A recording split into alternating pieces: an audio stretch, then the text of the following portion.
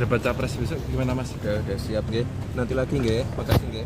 Dituding takut adu debat di Pilpres 2024, Gibran sebut silakan saja ya. Debat Pilpres 2024 yang diadakan sebanyak 5 kali ini menggunakan format dengan dihadiri oleh Capres-Cawapres. Melansir Kompas, tak seperti Pilpres 2019, format debat Pilpres 2024 tak ada secara khusus menampilkan Cawapres. Dengan format yang berbeda itu, muncul narasi Gibran Rakabuming Raka takut debat antar Cawapres. Debat Capres-Cawapres perdana akan dilaksanakan di Jakarta pada Selasa 12 Desember 2023 mendatang. Ketua KPU RI Hashim Asy'ari menjelaskan ketentuan itu diterapkan supaya pemilih dapat melihat sejauh mana kerjasama masing-masing Capres-Cawapres. Gibran lantas memberikan pernyataan soal format baru debat Pilpres 2024 itu. Calon Wakil Presiden yang berpasangan dengan Prabowo Subianto itu akan mengikuti keputusan KPU. Terkait adanya tudingan dirinya takut debat, putra sulung Presiden Joko Widodo tidak terlalu ambil pusing.